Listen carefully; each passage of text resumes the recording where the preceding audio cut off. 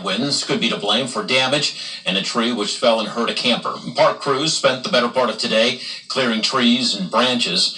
People were camping at the park when the storm blew through yesterday. They told us some of them lost their equipment like tents and canopies. As for the person hurt, a witness said his equipment started blowing away, and when he went after it, a tree fell and pinned him. And just, being at the wrong place at the wrong time, and this tree fell on him, and they had to move the tree, and apparently he's okay. He's not injured permanently or anything like that. The park is still open to visitors, but managers want people to be careful as they keep cleaning up debris. Was it just me, or was it not as absurdly humid as it was yesterday? Perfect. It was great. Yeah, and yes. that's because we had those storms that came through, and it cut that humidity a bit. And in fact, we're going to have another cold front that's going to take that humidity even further down, plus knock our temperatures off as well. But first and foremost, I want to talk about the storm reports that we had throughout the Miami Valley yesterday. The Weather Service went out, did some surveys to estimate whether it was straight line wind damage or tornadic damage that occurred.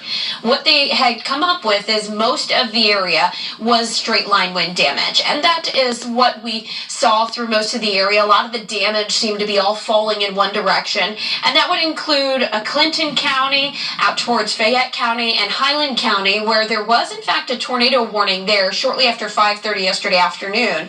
It was determined that it was mainly straight line wind damage, but as that thunderstorm and the line of storms moved off to the east, there was a circulation that developed just to the north and west of Chillicothe in Ross County. That was determined by the National Weather Service to be an EF0 tornado that occurred at 6:18 p.m. So we did talk about those storms coming and that there was that potential of a rotating thunderstorm and perhaps some tornadic activity. That is what played out, but the majority of us, it was straight line wind damage. A look outside right now, you can see we are quiet. Off to our north, there's a cold front approaching the area. It's not going to do much more than bring us a slight chance for a few showers and some cooler air into the weekend. It'll take until about tomorrow night this time that we'll start to see the cloud cover starting to move in and the chances for those showers approaching. Temperatures behind the front fall into the 70s for highs on Saturday and Sunday, and that is in fact below average. Typically we get to about nearly 80 degrees this time of year. That being said, pool and lake forecast for the next 3 days, I put us in a good category, even though there is a slim chance for a few showers and temperatures cool off a bit. 70s is still warm enough to get in the pool and go out on the lake, plus we'll have some sunshine as well. For tonight, though, we're going to drop to about 59 degrees, some spots even cooler. Tomorrow will warm to about 82 degrees. A great pool day tomorrow. In fact, just remember the UV index is very high, so put the sunblock on and reapply as you get in and out of that water. Futurecast for tomorrow, notice we do stay sunny all day long. There's 5 o'clock in the afternoon. I'll show you the cold front that comes in after midnight tomorrow night. So there's midnight, Friday night into Saturday. We're still dry. After that, some spotty showers drift into the area, and a few of those are still around early Saturday morning.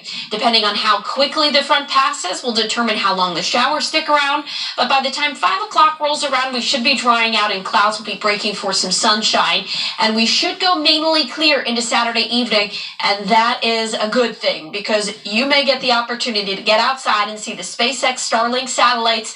I myself am determined to see them. It will look like this in the sky, a line of dots there.